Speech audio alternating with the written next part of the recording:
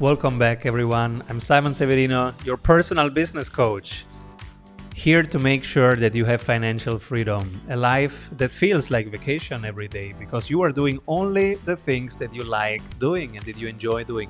And you can say yes and no to people, to projects, because you only take on the projects that really give you energy, creativity, abundance, that nourish you on an emotional level, on a soul level, and your relationships get better and better by doing that because you live the life you want to live. We call it the sprint life.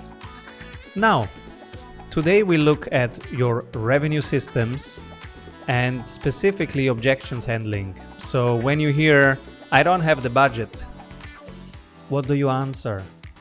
I get your recordings every week, and so I see you being challenged by your clients, and they say, yeah, Laura, but I don't have the budget.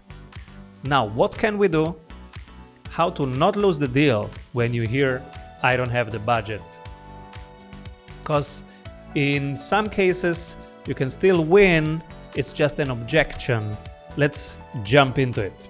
So if you hear, I don't have the budget, what does it really mean? Now, there is a possibility that they really don't have the budget. Then they shouldn't be in a call with you in the first place, right? How many people do you see in the Apple store looking at a device and then discussing about the price and telling, yeah, but I don't have the budget? No one says that in the Apple store. Why actually? Well, the reason is there is a pre-qualification system and they do the 8 steps well. So if we have a qualification system, for example, somebody's looking for a cheap phone, well, they shouldn't enter an Apple store in the first place because there are no cheap phones in the Apple store. So that's the pre-qualification system, making sure everybody knows if you enter this place, this is not where you find cheap phones.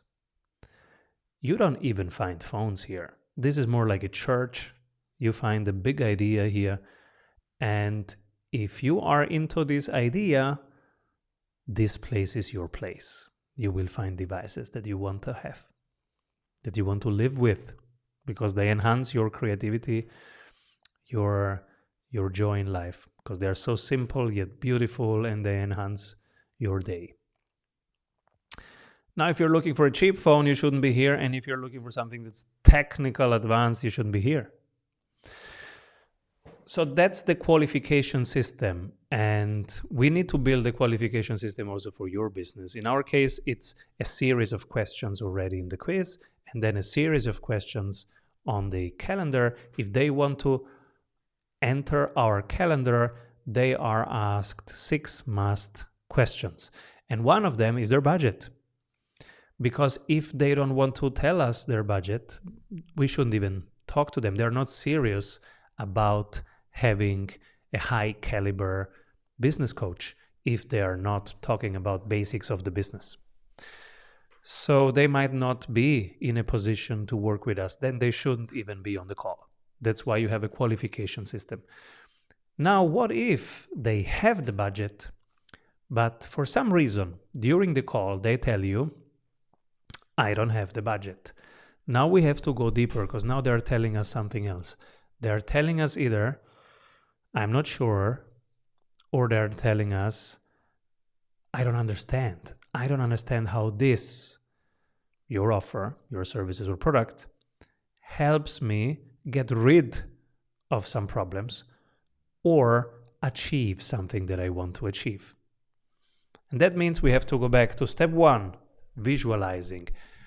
We have to really use their words, validate their words, summarize their words so that we increase trust, specifically because most of you are selling in the online context. Why should I trust you? So you build trust when they feel seen, heard, and understood. And you can only do that by visualizing back what you are seeing, hearing, and understanding.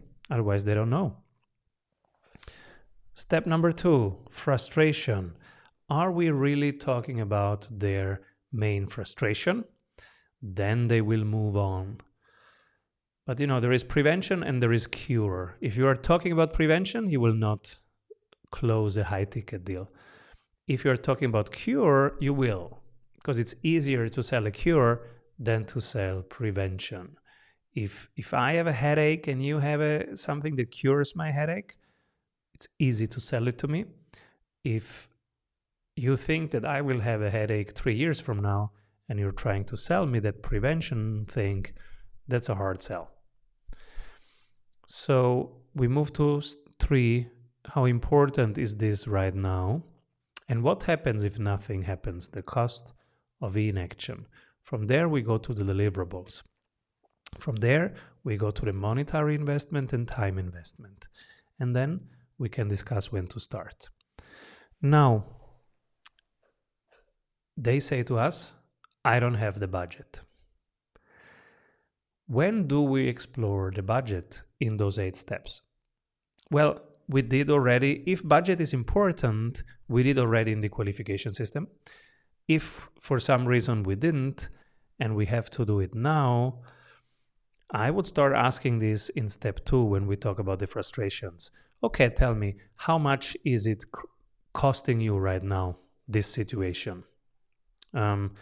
Just having 3 salespeople, but you actually need 4. How much is it costing you right now in terms of hours per day, in terms of money that you are leaving on the table, in terms of follow-ups in the pipeline that cannot be done, in terms of people that you're calling too late because nobody's calling them because you don't have enough people to call. And you quantify that. So now that sentence, I don't have the budget, becomes more tangible. Okay, so what is your budgeting process when you don't have a budget? How is your usual process to create a budget? And what are the criteria that you use? So you continue being their partner and understanding where they are, where they want to go, and what the path is from where they are to where they want to go. By doing this and visualizing continuously, because you are back at 1, you have to go back all the 8 steps. So that will take you at least 2 calls, and maybe even more than 2, maybe even 3 or 4 calls, because you have to get back the trust, the authority, the expertise, and then they will open up again and tell you the real concern. And the real concern is something else. It is either they cannot see right now how this will help them get rid of something that causes them trouble, or they cannot see right now how this is helping them achieve something that they want to achieve, because you didn't explore that yet. So I don't have the budget can mean I'm not sure if I can trust you. It can mean I'm not getting a ton of value talking to you. That's why actually I decide to pick something, and it can be the budget, to just stop this series of conversation with you, because I'm not getting value out of this. You're trying to sell me something, but I don't want to be sold. I want to be seen, heard, and understood. And frankly, you are not doing that. So this is what can be inside of I don't have the budget. So we have to continue exploring where they are, what this situation is costing them, which options they have, what would you recommend as an expert? What would you do if you were in their shoes? What would you do? And why would you do that? And now you see that it will start changing. I don't have a budget will be, what if this goes sideways? What if I take a bad decision? What's the exit option? Do you have a guarantee? Can you reduce the risk for me if this goes south? I have reputation risk, I have an economical risk. And now you're talking about the really relevant things, because now you're moving towards 5, 6, 7. Now it's getting hot. And they are thinking about, okay, what if this goes sideways? Do you have an image risk, and a reputation risk, an economical risk? Will people in my team say, he made the wrong decision? Or will people outside say he picked the wrong project, the wrong people, the wrong vendors? What is the real concern here? And you will only get there by asking more questions. So let's get out there and ask these questions and keep rolling.